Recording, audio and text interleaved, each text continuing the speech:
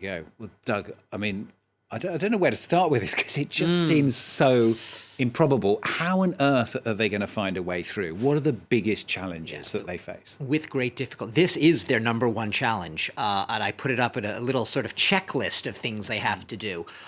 Remembering that they've agreed to put all of the thorny issues, such as the Palestinian-Israeli conflict, to one side because they know they're not going to agree, have common ground on that. Look at this list.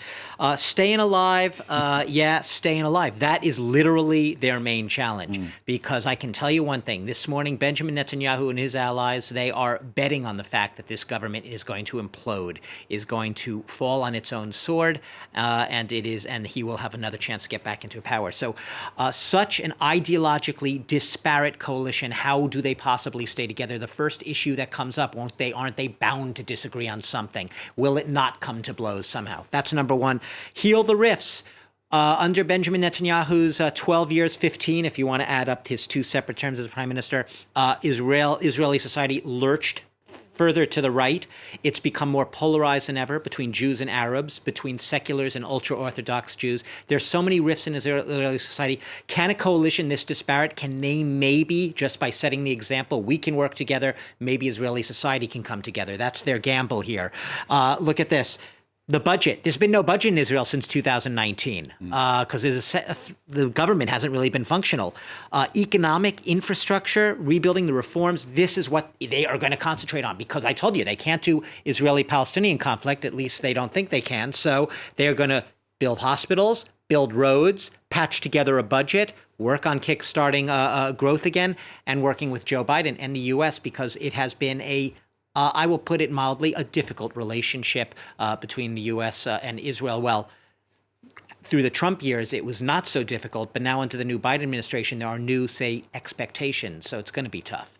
Okay, let's take that last point. Joe Biden, I mean, the U.S. has traditionally, of course, been Israel's biggest ally. How on earth are they going to make this new relationship work? Yeah, well, here's the thing. We saw how during the recent war between Hamas and Israel, we saw that Biden was under a lot of pressure from within his own Democratic Party, not just the progressive wing, but centrist Democrats as well, to abandon that traditional bipartisanship. That traditional approach that Israel, no matter what, you always stand by Israel. Now, Biden has reiterated Israel will continue to be America. Israel has no better ally than America, as Joe Biden says, but he'll still be under pressure to pay more attention to the Palestinian side of the equation, i.e. the human rights, the living conditions of Palestinians, see that they're getting a fair shake, not just in words, but in deeds.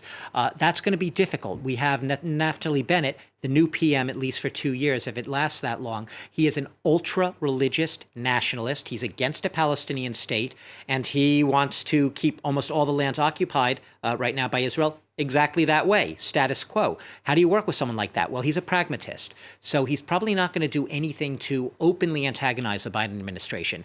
Every Israeli administration has expanded Jewish settlements in both East Jerusalem and the West Bank. They will probably continue that policy, but they will probably do it in a more subtle way so as not to go publicly, brazenly on the record, so as to keep it low profile. But it will likely continue settlement expansion. Remember, Bennett is the former leader of a settler group. On the Iran issue, they will continue to oppose the deal, the revival of the nuclear accord that the U.S. is now negotiating, and it could happen very, very soon. However, if it does happen, they're probably not going to go ballistic about it, but they will continue to formally at least oppose it. And they will try to work with Israel at least, probably, this is all speculation, on improving the ties. We saw this towards the end of the Trump administration, improving ties with other Arab states. The only big reversal, perhaps, from the Trump administration is that, yes, improved ties with Arab states, but that should not come at the expense of also paying a lot more attention to the Palestinian side of the equation. This will be a complicated relationship with the United States to negotiate. Naftali Bennett, although he is further to the right of Benjamin Netanyahu, he's very much aware that it's not just a suggestion. He needs to have a good relationship with Washington. It's Israel's main benefactor, and as Biden continues to say, its closest ally. He wants it to remain that way.